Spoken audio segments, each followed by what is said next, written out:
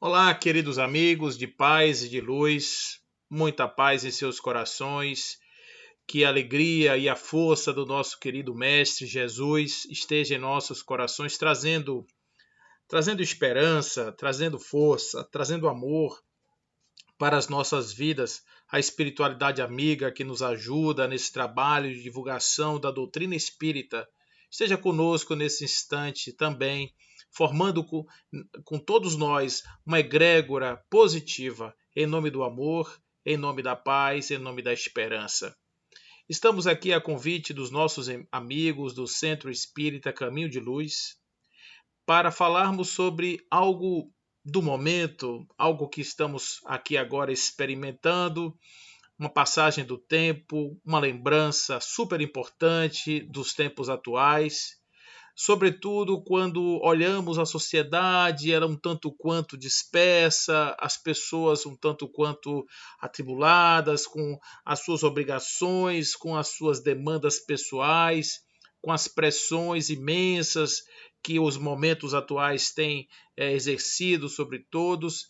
E nesses momentos é que é importante a gente pensar na Páscoa, pensar em Jesus, pensar nesse momento, nessa celebração e o que isso significa para nós espíritas, sobretudo a relação que existe entre o espiritismo e a cristandade, o que isso nos traz como lembrança para o dia da Páscoa, para a celebração deste momento, desta data tão importante no calendário cristão.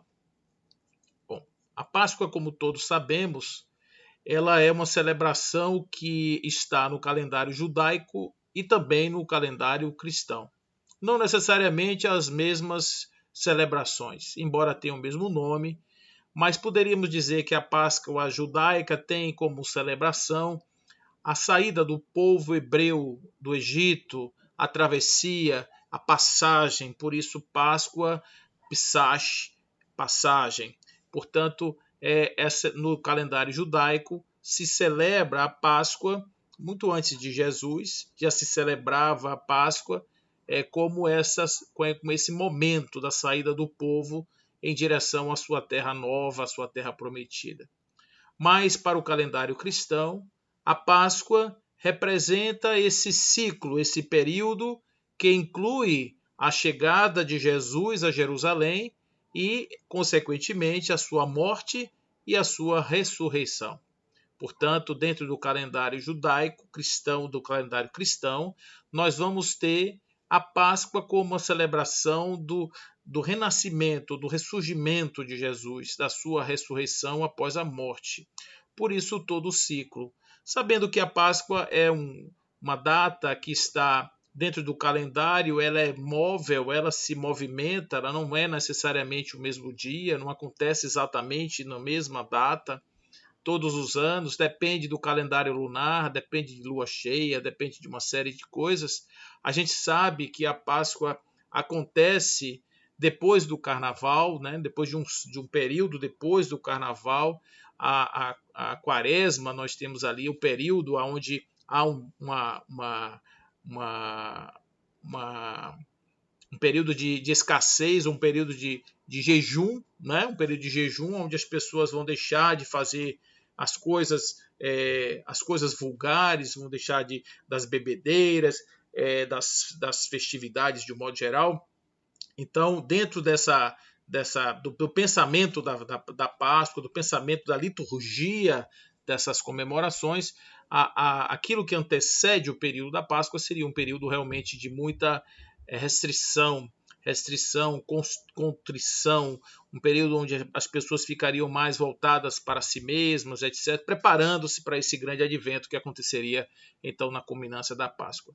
Então, como essas datas elas dependem de calendários lunares, etc., porque são datas que têm vinculação com a natureza e com outras coisas, com estações e tal, então a data não é sempre a mesma, modifica-se.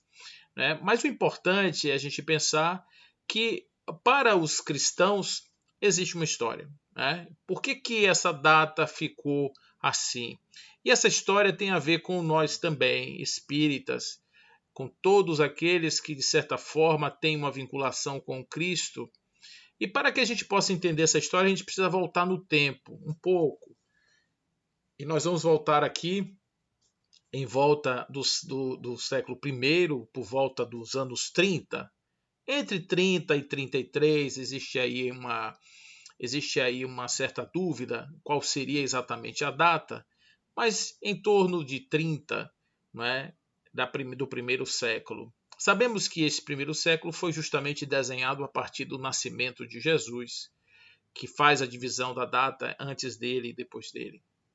Mas estamos agora nos anos 30. E nos anos 30 nós temos um peregrino que caminha pelas estradas de toda aquela região da Galileia, da Judéia, em todas aquelas regiões onde havia desesperança, havia aflição, havia doença, havia coisas que existem hoje, o pensamento corrupto, o pensamento voluptuoso, aquele pensamento que estava pensando só na consumição da carne. Era o tempo de Jesus. Pessoas analfabetas, violência, muitas guerras, a força do gládio, a força do metal, a força da espada, daquele que era o dominador que conquistou aquela terra, e um povo que vivia sob a égide de um poder religioso, uma espécie de teocracia, onde a dependência do templo era imensa e dos rigores da lei. Mas nesse lugar, o peregrino ele meio que desconstruía essa ideia. Ele passava uma imagem de que aquilo que fora antes construído, com o propósito de elevar o homem na direção de Deus, agora estava ganhando uma nova conotação. Ouviste o que foi dito, ele dizia. Embora não venha destruir a lei nem os profetas, eu, porém, vos digo. Aquele que, e aí estava diante dele agora uma reinterpretação da lei, do código original, ao ponto dele não negar necessariamente aquilo que fora trazido por Moisés, mas dar-lhe cumprimento. Fazer com que a sua vida fosse não a hipocrisia dos escribas e dos fariseus, dos saduceus, mas fosse a verdade libertadora. Uma verdade exercida a partir dos mandatos do amor, a ressignificação de Deus. O grande crime deste homem foi tirar Deus do panteão, tirar Deus dos altares, tirar Deus do templo e colocar Deus na singela tapera do coração dos homens, ainda ávidos de crescimento, de evolução e de amor. Este crime que ele comete, atentando contra o status quo de uma sociedade estagnada no dinheiro, no poder que corrompia a tudo e que fazia da ilusão do homem o templo como o grande instrumento, e nessa ilusão ele imaginava um Deus vingador, um Deus mau, um Deus que gostava, um Deus que se compraz da morte dos seus seres, dos seus filhos, das suas criaturas. E Jesus desconstrói essa sociedade, desconstrói esse modelo, desconstrói os valores desses homens, tira-os do panteão dos grandes e coloca-os na ralé dos necessitados, dos doentes, dos grandes doentes que futuramente haverão de experimentar prantos e rangeres de dentes. Então é nesse caminho que estamos trilhando ao lado desse peregrino e ouvindo as suas palavras sendo jogadas em ouvidos moucos e pessoas analfabetas ainda despreparadas espiritualmente para receber aquela mensagem. Mas eles estavam animados, porque juntamente com aquela mensagem estavam milagres, demonstrações cabais, inequívocas de um poder novo que eles desconheciam. Aquele que traz tamanho poder certamente fala em nome dos deuses. A grande necessidade de acreditar no fenômeno, no espetacular, no incrível, fez com que cada vez mais legiões de pessoas o seguissem pelas estradas empoeiradas, em todos os lugares por onde andou. Na Decápole, às margens do mar de Tiberíades, em Genezaré, em Cafarnaum, em todos os lugares por onde esteve, ele provocou bastante confusão, porque eram muitas as pessoas que iam ao seu encontro. Não eram capazes ainda de assimilar os seus conhecimentos, mas tinham ideia de que estar próximo daquele homem certamente poderia mudar algo em suas vidas. Cada vez mais, sempre mais pessoas. Certa feita ele estava na casa de Pedro, às margens do mar de Tiberíades, do lago de Genezaré, quando ele então tem a possibilidade de atender a muitas pessoas que corriam até a casa de Pedro para receberem a sua assistência, e de repente a sua mãe é avisada de que ele estava fora de si, de que ele havia perdido o juízo e ela deveria vir imediatamente em socorro dele. E ela vai com seus filhos, com os irmãos de Jesus, até a casa de Pedro, uma casa de pescador, uma casa confortável, certamente, à beira do lago. Ele que era um homem da pesca originalmente, os seus irmãos, o seu pai, toda uma geração de pessoas que viviam do peixe. Mas agora a sua casa era um hospital de corpos e de almas. E ali dentro alguém fazia algo espetacular. Maria chega à porta da casa e manda avisar. Diz a este homem que a sua mãe está aqui a esperar e nós vamos levá-lo conosco. Ao que Jesus redargui: quem é minha mãe? Quem são os meus irmãos? Senão aqueles que fazem a vontade do meu Pai. A princípio, alguns podem pensar que Jesus negava nesse instante o amor da sua mãe, mas não, em verdade, ele estava em missão.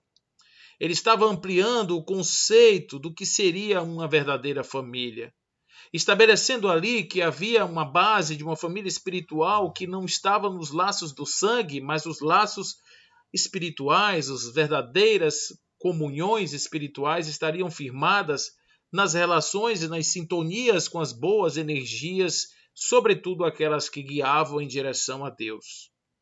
E é dessa forma que Jesus vai começando a conquistar não somente os corações, mas mentes.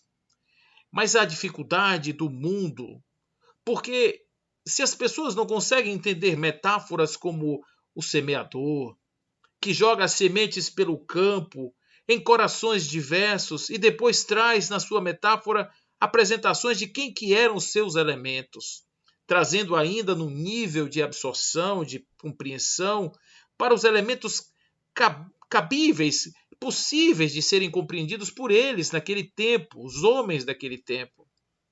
Mas futuramente, essa mesma mensagem vai nos dizer das pluralidades das dimensões das almas que habitam a Terra e uma verdade que pulula em todos os cantos, mas que não necessariamente encontra eco em todas as almas e corações.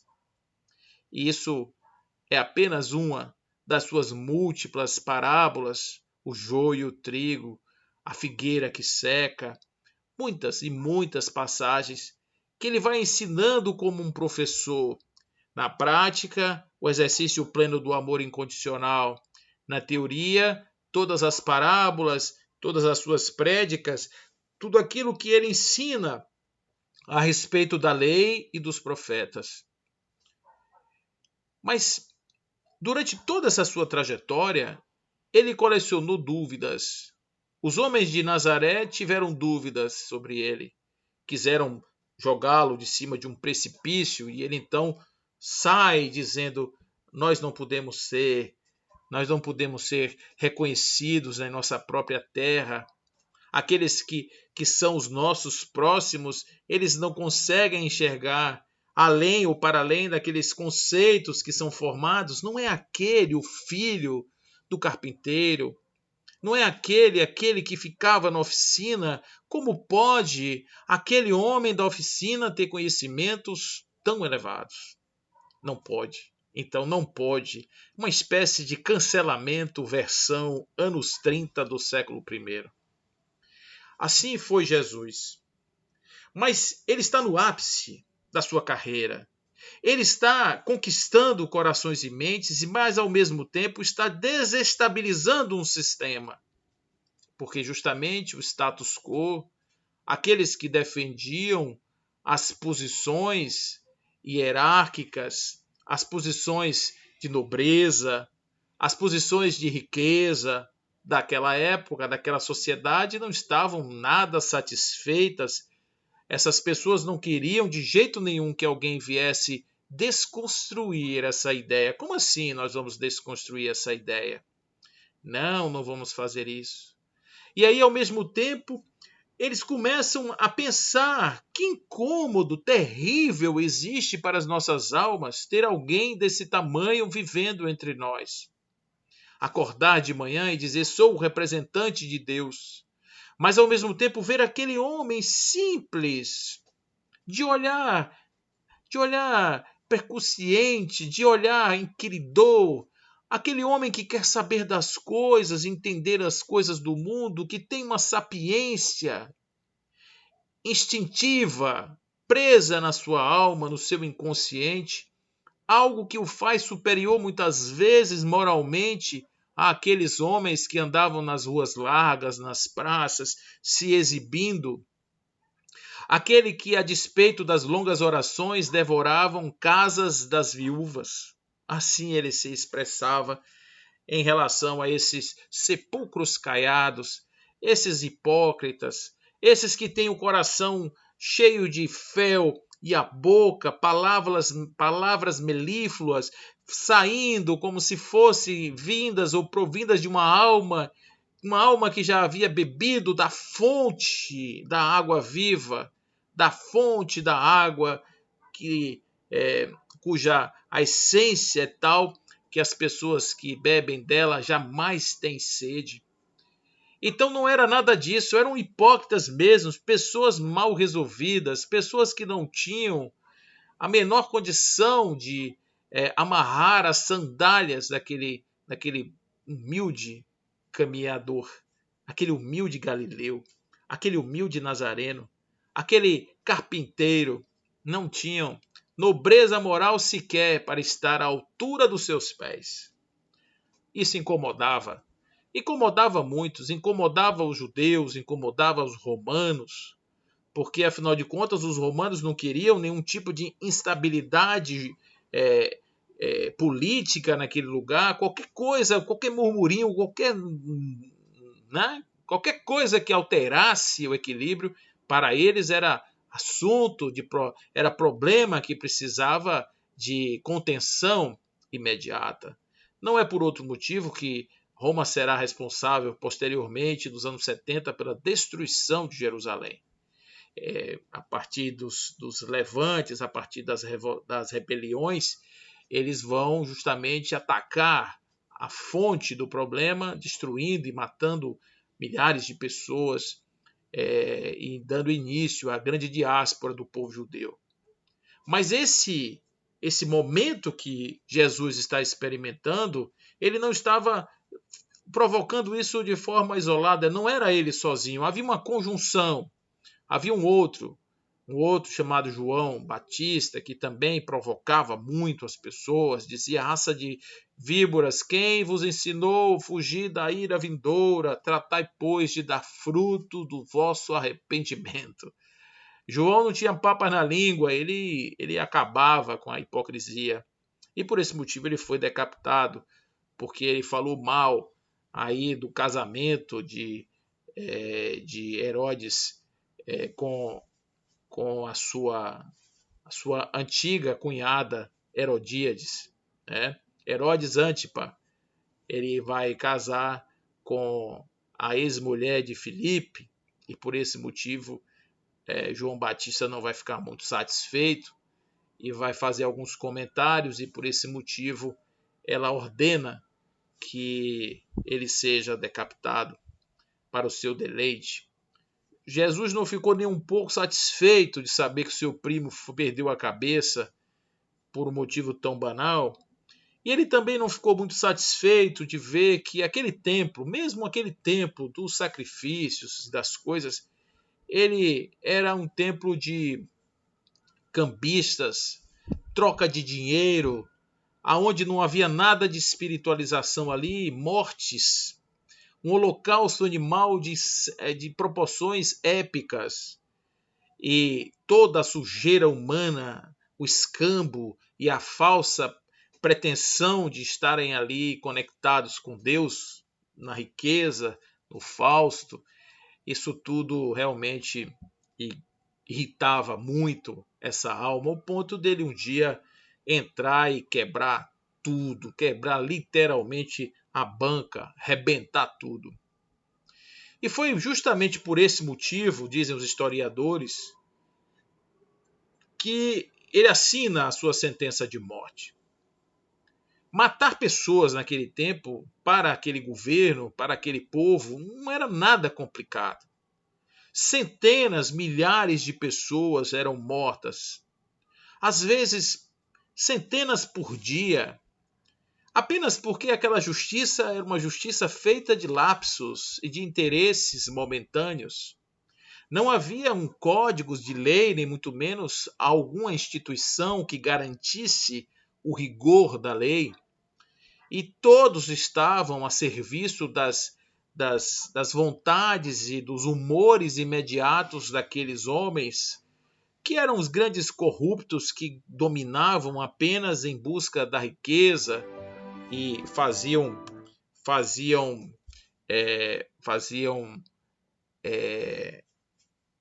louvores aos grandes poderosos. Então esses homens eles tinham uma dificuldade grande para poder se falar numa sociedade dessa, se falar de justiça, de lei, de qualquer coisa. E é por esse motivo que a gente começa a entender aonde Jesus literalmente se colocou. Uma sociedade ávida, pessoas necessitadas, muitas carências físicas, materiais, de um modo geral, emocionais e espirituais. Um momento onde o mundo precisava de uma releitura das informações que haviam sido transmitidas desde a primeira época em que supostamente Deus havia passado alguns códigos de leis e instruções para a humanidade. Nesse momento, ressignificar o papel de Deus era fundamental e, portanto, a chegada de um homem como Jesus foi algo de super importante para a humanidade, porque virou o pensamento, pôde ter um novo referencial e, consequentemente, Jesus se torna uma mensagem viva que vai ecoar pelos próximos milênios, ainda cada vez mais forte, trazendo a esperança de que a humanidade não é só isso. Homens em busca de dinheiro e na consumação da carne, na coisa de buscar apenas nos prazeres imediatos e no sensório periférico a sua realização de vida. Então Jesus se meteu numa encrenca. De repente, agora só faltava um motivo para poder prendê-lo. E esse motivo veio justamente por algo que estava subreptício, estava ali espalhado de maneira escondida por baixo de todo aquele pano. Judas, o judeu, ele queria que Jesus libertasse seu povo, fosse mais altivo, mais positivo, Jesus fosse mais incisivo. E Jesus não era esse homem. Jesus não era da guerra. As armas de Jesus, a espada de Jesus era a palavra, era o sentimento, era a construção moral, era esse grande pilotis através do qual ele imaginava se construir sobre ele toda uma sociedade nova, estruturada com o pensamento da conexão com Deus e o uso fruto das benesses divinas na terra. Por isso ele queria fundar um reino de Deus aqui em paz, com homens de boa vontade. Então esses homens encontraram em Judas a fragilidade, porque Judas queria dar um susto em Jesus. E de repente 30 moedas não era um valor tão desprezível assim. E eis que ele faz um combinado. Belo dia virá em que ele medita à noite, ele gosta de ir ao parque, meditar, ao monte, fazer ali uma espécie de conexão com o seu pai, e ele torna-se vulnerável porque ele está desacompanhado. Normalmente 3 o acompanham e ele não tem armas, é fácil pegá-lo nesse lugar. E assim foi. Numa quinta-feira à noite, Jesus já tinha mais ou menos uma ideia do que ia acontecer, porque não talvez de forma precisa, mas certamente de uma maneira intuitiva. Ele que convivia com aquelas pessoas, ele sabia que algo poderia acontecer. E ele já estava, de certa forma, com o seu coração preparado. Mas mesmo assim ele faz aquela ceia com os seus amigos. Lembrava nesse dia que no domingo anterior ele havia entrado em Jerusalém sobre os gritos de hosanas, né? Bendito aquele que vem em nome do Senhor. Hosanas, hosanas nas alturas. Então isso daí o evangelista Mateus vai relatar no seu capítulo 11, que Jesus entra em Jerusalém no domingo, fazendo toda aquela festa. Eles queriam o Salvador, mas eles viram que não era o Salvador. Então 30 moedas dá para dar um susto em Jesus. Naquela quinta-feira, Jesus se reunia com os seus apóstolos que estavam dormindo por algum motivo, havia alguma coisa, eles estavam meio que dopados num sono, e ele vai e volta muitas vezes. O seu suor era de sangue, porque ele era um ser humano, e ele dizia: Pai, livra de mim esse cálice, mas que seja sempre feita a sua vontade e não a minha.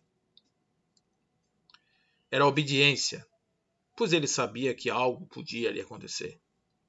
Mas, por outro lado, era a véspera de Páscoa, a Páscoa dos judeus. E não havia a possibilidade dele ser preso ou condenado, porque não era essa a tradição. A partir da sexta-feira, nada disso podia acontecer. Ele estava tranquilo, mas ao mesmo tempo pensava nas possibilidades. E não deu outra. Quando ele está no Getsemane fazendo a sua oração e de repente chegam os soldados, armados de paus e de pedras. E ele diz: vocês vieram armados de paus, de pedras, de achotes, espadas e lanças, para me prender como se eu fosse um bandido? Logo eu, que estava há poucos dias falando em todos os lugares, na sinagoga, em todos os templos, ensinando a vocês, e vocês não me prendiam. Por que agora? Naquele momento, Pedro, que estava ainda envolvido nos aspectos da carne, saca uma espada e ataca o soldado Malco, arrancando um pedaço da sua orelha direita. Jesus então cata Pedro pelo braço, manda para trás e diz assim: passe para trás, adversário. A gente vai entender isso com outra denominação depois, vai de retro, Satanás, mas isso é outro contexto, tá, gente? Mas ele vai dizer: passe para trás.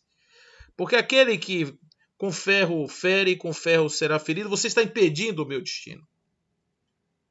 Conserta a orelha de Malco e mesmo assim ele é arrastado de uma forma covarde para um julgamento que todos sabiam o resultado, mas era apenas um simulacro. Homens que queriam aparecer. Jesus é levado, e aí os evangelistas eles destoam um pouco na narrativa, uns dizem que foi para Herodes, outros para Pilatos, outros que foi para Anás, que era sogro de Caifás. Esse enredo, não vou nem entrar nesse detalhe. Eu vou apenas dizer que Jesus esteve diante de um evangelho ou de um tribunal fajuto, um tribunal de segunda categoria, que as repúblicas que são subdesenvolvidas normalmente têm. E a gente ainda vê algumas hoje, infelizmente, alguns tribunais de justiça que são arremedos piorados do Sinédrio. E aí o que aconteceu? Jesus está diante agora de homens que queriam condená-lo, mas aqueles homens do Sinédrio, eles não podiam matar Jesus, eles tinham um impedimento. Tinha uma lei que os impedia de condenar alguém à morte ou de fazer alguém ser condenado à morte. Eles não podiam matar. Só quem tinha esse poder eram os romanos que tinham esse poder. E por isso eles precisavam levar o caso para uma instância superior. E aí eles levaram para uma instância superior tão podre quanto aquela primeira, porque aquele que era o grande decisor, embora os relatos bíblicos tenham tentado limpar a barra desses homens, os relatos históricos denotam que eles eram psicopatas. Eles não tinham nenhum tipo de paixão por ninguém.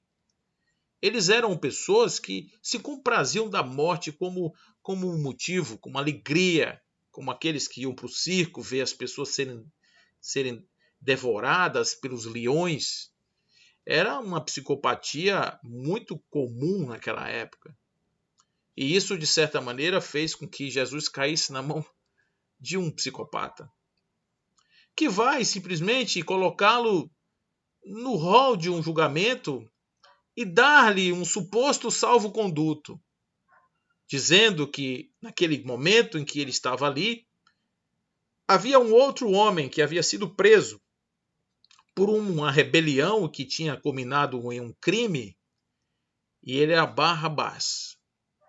E podia ser que o povo escolhesse, porque eles precisavam dar um indulto a alguém por nome do feriado, em nome daquela celebração. Podia ser dado a Jesus, mas o Sinédrio criou uma situação, a política da época criou uma situação que tinha que ser Jesus, porque Jesus era o disruptivo. Jesus era o que causava o problema. Jesus era o que criava a distorção social. Por esse motivo, tinha que ser Jesus. E Jesus então vai para esse tribunal, aonde supostamente lhe perguntaram qual é o seu crime, você é rei? Jesus responde apenas, você que está dizendo. Meu reino não é desse mundo. Se meu reino fosse desse mundo, aqueles que são os meus viriam em minha defesa. Dizia Jesus que os valores do mundo não poderiam ser usados para julgá-lo, porque ele tinha valores muito diferentes daqueles que eram os valores do mundo. E não podia se usar atributos, valores diferentes para poder julgar coisas tão díspares, ou valores menores para julgar coisas tão díspares. Então os valores dos homens não valiam para julgar Jesus. Apenas se os homens tivessem a capacidade de elevar o seu pensamento para entrar em sintonia com o pensamento de Jesus, talvez eles tivessem compreensão da sua mensagem e jamais Jesus teria sido morto, mesmo por um psicopata. Mas como ali havia o sede do sangue, e não só isso, da covardia moral, ele foi colocado como condenado. Na sexta-feira, quando amanhece o dia, esta sexta-feira, que a gente chama de Sexta-feira da Paixão, quando Jesus amanhece o dia, ele já está sendo devidamente atacado. Os homens estão atacando Jesus, estão cuspindo no seu rosto, porque os anões morais, eles fazem assim. Os anões, quando eles têm dificuldade de olhar no olho da sua vítima, eles tentam diminuir a vítima para a vítima fique do seu tamanho. Eles começam a agredir moralmente. Toda pessoa que agride o outro moralmente é um anão moral que quer que o outro se equivalha a ele em tamanho. E Jesus foi colocado nessa situação. Os anões morais estavam todos ali, sedentos para ver aquele homem ser diminuído. Um gigante. Cuspiam no seu rosto. Diziam impropérios. Se ajoelhavam aos seus pés e faziam simulacros de submissão. Colocaram um manto imundo nas suas costas e até uma coroa de espinhos em cima de um caixote de madeira velha, ali naquele pátio de pedra aonde Jesus se encontrava para a execração pública. Não durou muito esse sofrimento, porque por volta das 8 horas da manhã, Jesus é então encaminhado para um local chamado Gólgota. O Gólgota, a palavra é caveira, é o morro dos ossos, aonde as pessoas subiam meio que botando seus pés em crânios e em outros pedaços de corpos humanos, porque, como disse, milhares de pessoas eram mortas ali naquele morro e ele era uma espécie de um monturo humano de restos de animais e pessoas, uma coisa horrorosa que refletia o nível de baixeza moral daquela sociedade. Jesus caminha pelas ruas sendo humilhado, inclusive as pessoas que jogavam suas capas uma semana antes, para que o seu jeguinho, o seu burrinho, aquele animal pequeno passasse, para não melar os seus cascos. As capas eram jogadas nas poças d'água e as pessoas, fazendo de conta que estavam recebendo um rei, estavam apenas necessitados de favores desse homem. Jesus, então, vai se arrastando até que Simão Cirineu, esse homem que ele vinha do campo, abandona os seus filhos, Alexandre e Rufo, e vai em direção a Jesus e toma-lhe a cruz, para poder terminar aquela caminhada até o local onde Jesus seria então crucificado. Por volta das 9 horas da manhã, segundo assim narram os evangelistas, Jesus é crucificado. Crucificado, observe que ele foi julgado à noite, não podia, foi condenado logo pela manhã, foi colocado naquela situação e sobe o Gólgota e morre, ou for melhor, é crucificado às 9 da manhã. Mas a morte por crucificação tinha alguns detalhes. Primeiro, que só eram crucificados os bandidos. Os suspensos eram aqueles proscritos. Os crimes que estavam relacionados à crucificação não eram crimes de nobreza, eram crimes da vilania, da baixeza moral. E normalmente os suspensos eram tidos como pessoas de baixa qualidade moral. Observe que humilhação aquele homem está sofrendo. Ele está morrendo como o mais reles dos seres. E ele então vai e entrega o seu corpo a essa experiência sob o olhar sofrido da sua mãe, de outras companheiras e de um jovem intrépido que, fora todos os outros que já tinham fugido, ele era o único que permanecia aos seus pés. Por volta de meio-dia acontece um fenômeno da natureza. Tudo fica escuro e de repente uma escuridão estranha, uma nuvem que começa a pairar sobre o ar, dando a ideia de que algo estranho ali está acontecendo. Isso vai durar mais 3 horas. Por volta de 3 horas da tarde, a respiração já não consegue mais alcançar, já não consegue mais dar sustentação ao corpo. A musculatura já não tem mais força para fazer nada. Os seus braços estão feridos porque, embora toda a imagem da crucificação mostre que os pregos estavam enfiados nas mãos, em verdade esses pregos estavam enfiados no punho, porque a mão rasgava e o punho segurava pela estrutura óssea, rompendo veias, vasos, em tudo, artérias, tudo que estava no caminho. Os pregos eram enfiados nos pés e nos punhos. A dor insuportável, a falta de ar, asfixia é o que matava esses homens. E ele estava ali agora ultimando as suas forças físicas no corpo de verdade, o corpo de carne e osso. Maria, a sua mãe, deve olhar para aquela cena e lembrar do seu filho pequeno, daquela gestação, do fato dela ter ido para a casa de Isabel, pelos problemas todos que ela viveu, e toda a dificuldade que teve com esse filho durante todo o tempo. Ter um filho dessa grandeza não é fácil para mãe nenhuma.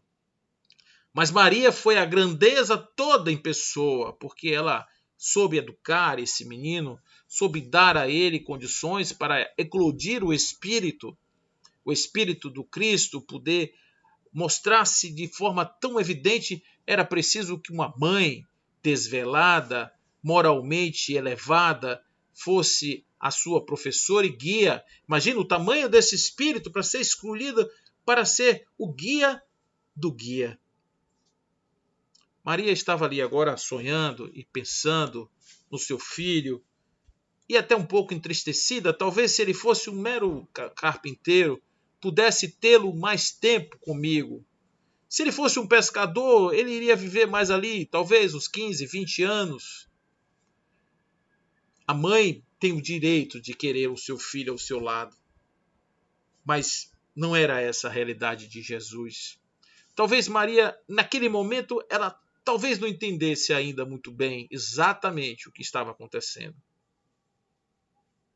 Por volta de 3 horas da tarde, Jesus dá seu último suspiro. E antes de morrer, segundo os evangelistas, ele vai dizer: meu Pai, por que me abandonaste? Ou então, meu Pai, perdoa, porque eles não sabem o que estão fazendo. Ou simplesmente está consumado. Qualquer que tenha sido a sua frase humana, é natural entender que um ser humano passando por um dia de trevas, passando por um dia de massacre físico, tem o direito de dizer: não importa.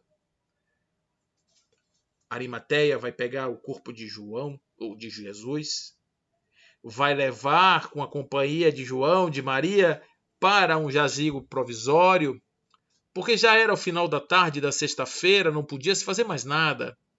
Ali agora o sol iria se pôr, ia o sábado, e somente no domingo é que se poderia fazer alguma coisa.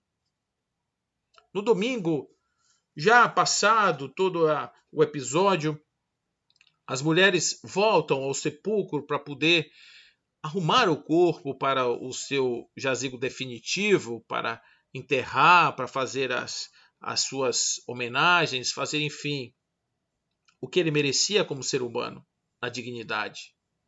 Mas alguma coisa aconteceu naquele dia, porque o corpo que era esperado naquele local não mais estava presente. Mas não é só isso que vai chamar a atenção e vai fazer de Jesus aquele que até hoje estamos falando dele, porque o que marcou Jesus não foi ter curado pessoas ou ter ressuscitado mortos, porque Apolônio de Tiana era um contemporâneo. Nessa época de Jesus, ele fazia tudo isso e quase ninguém sabe quem ele é. Mas Jesus não, Jesus ressuscitou, segundo as Escrituras, aparece de volta para aqueles homens a caminho de Emaús, aparece para os seus discípulos, e esses discípulos eles tinham dúvidas ainda, mesmo depois de tudo o que aconteceu, eles tinham dúvida sobre o que significa isso. e Tomé pede para tocar o seu corpo, tocar seu corpo físico. 50 dias depois de tudo isso, da Páscoa e etc., vai acontecer um fato inusitado. Os discípulos estão todos arrumados em um lugar, quando de repente algo de uma profusão mediúnica sem limites acontece, fazendo com que aqueles discípulos acordem para uma realidade expandida. E aí, como um choque, como o caroço de mostarda, como o fermento na farinha até levedar, como a semente que cai no solo fértil e produz 100 para 1.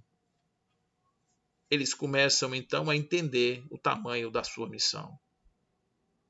Pedro se levanta após o Pentecostes e vai ao templo. E lá tem um homem sentado no chão e pede uma esmola a Pedro. E Pedro diz a ele: eu não tenho ouro, eu não tenho prata, mas o que eu tenho eu lhe dou. Levanta-te, em nome de Jesus. E esse homem se levanta.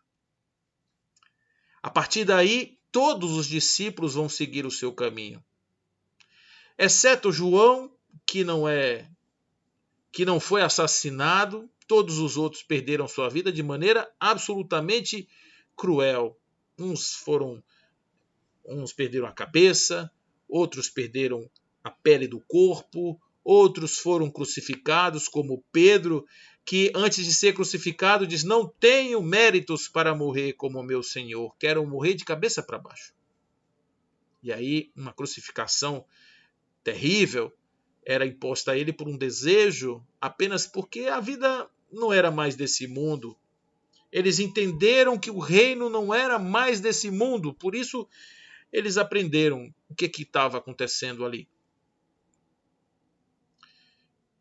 As pessoas ficaram sem conhecer aquele espírito, aquela força, aquele corpo que aparece ali. Mas registra-se na história de que um homem que havia sido tirado de uma cruz, morto, aparece 2 dias depois. Falam 3, mas sexta, sábado, domingo. Tá, 3 dias. O terceiro dia. No dia 1º, no dia 2º, no dia 3º. Morreu na sexta. Reaparece no domingo. Não é natural isso acontecer. Somente homens especiais. Somente deuses fazem isso.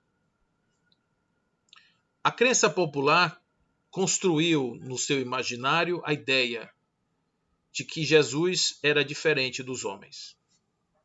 De alguma forma, Jesus se transforma em uma espécie de um avatar fluídico, aonde aquele corpo era de mentirinha, aonde nada daquilo aconteceu da forma que a gente imaginou. Foi tudo uma encenação cósmica.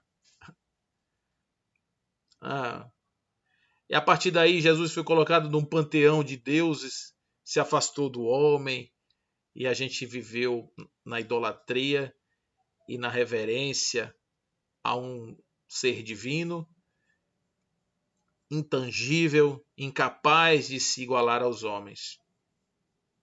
Precisou que 1857 anos acontecessem na história da humanidade. E no meio de tantas ideias, e até mesmo aqueles que viram que o absurdo não podia ser sustentado e começaram a desacreditar de tudo, até de Deus, desconstruindo, matando Deus, enfim, tudo mais.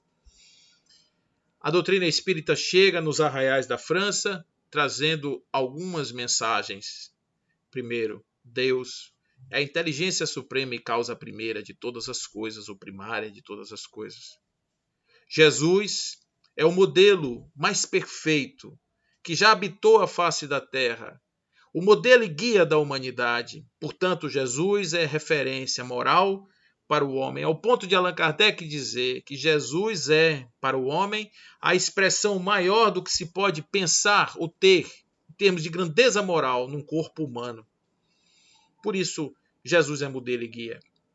E a partir desse modelo e guia, O Espiritismo vai nos apresentar um Jesus homem, de carne e osso, nada de fluídico, nada de imaginado de outro planeta, nada de filho de Maria, filho de Dona Maria, nascido, gerado como qualquer ser humano.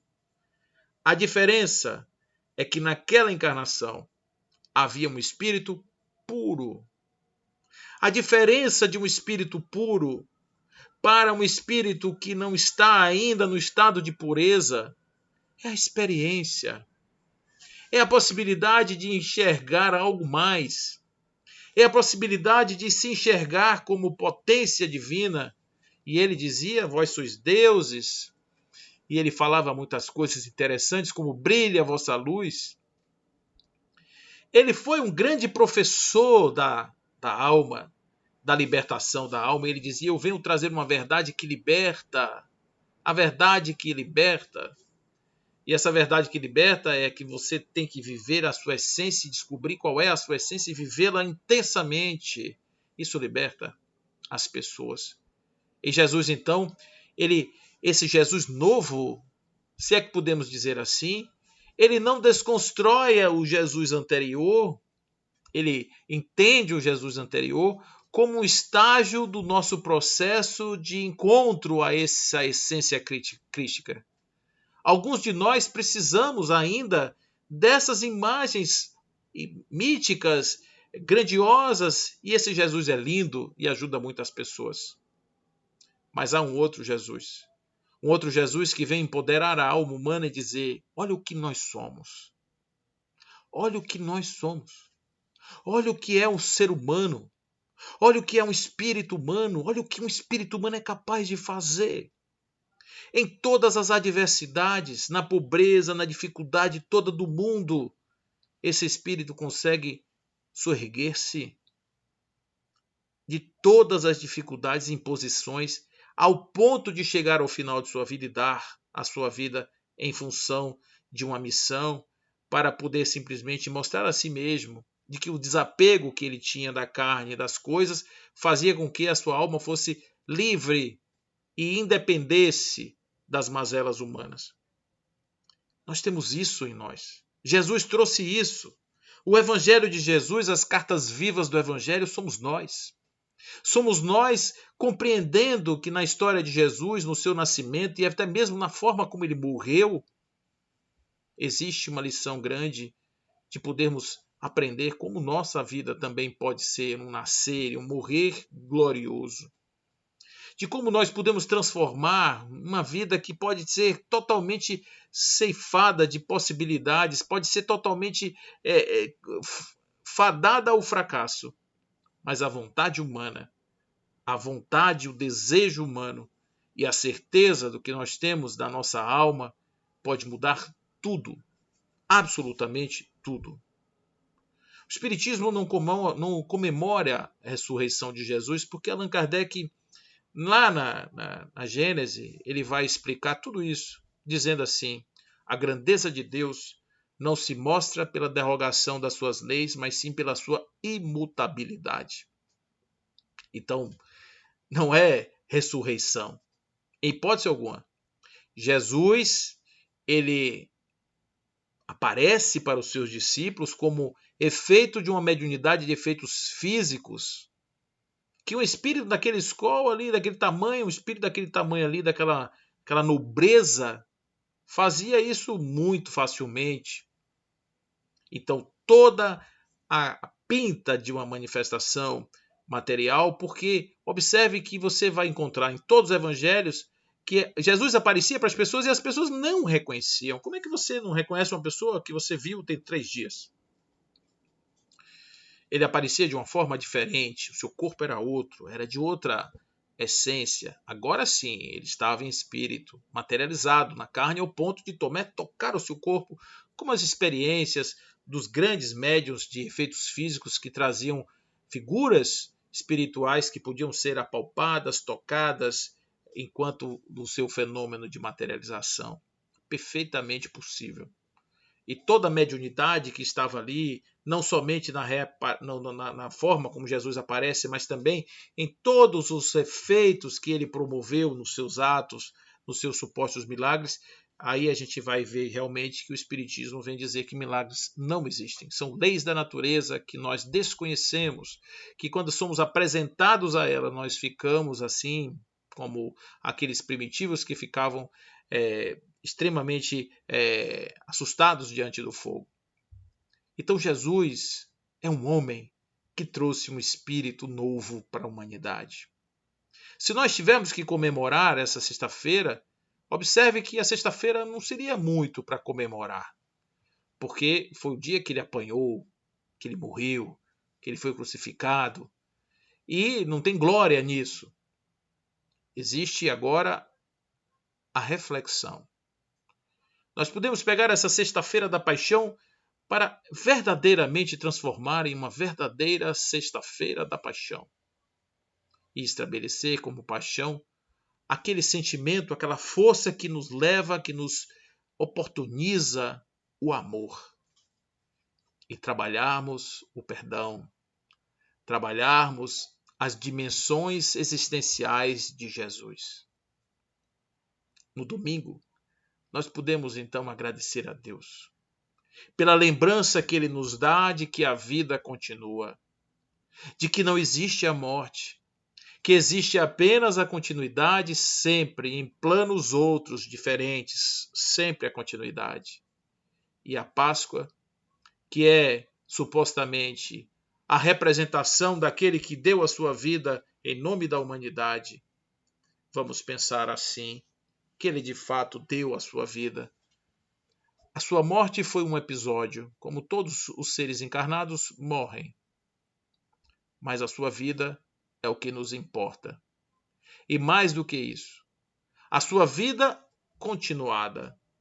Porque foi esse espírito que, mesmo fora do corpo físico e mesmo ausente das manifestações materiais, continuou soprando nos ouvidos daqueles homens, daqueles mártires e de todos aqueles que se sacrificaram. Sacrificaram as suas próprias vidas, como vai dizer João. Não existe amor maior do que esse, dar a sua vida pelo seu irmão. E muitos deram sua vida pelos irmãos e dão as suas vidas pelos irmãos. E esses sim são os verdadeiros seguidores do Cristo. Nós temos 2000 anos de cristianismo e a pergunta é: o que nós estamos fazendo com o cristianismo? O que nós estamos fazendo com as doutrinas do Cristo? O que nós estamos fazendo com Jesus? Se nós quisermos honrar Jesus, não temos que ficar cantando canções e levantando os braços. Isso é muito bom para o nosso cérebro.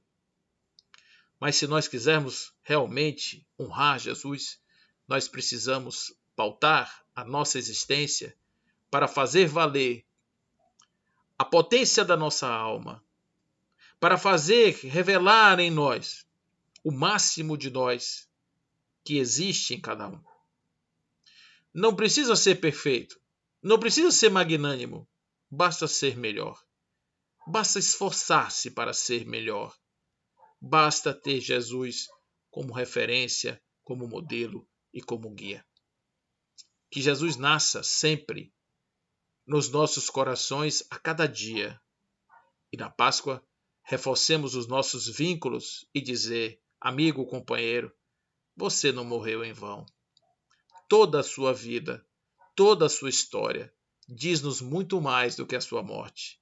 Portanto, obrigado pela sua presença, companheira, instrutora e amiga entre nós.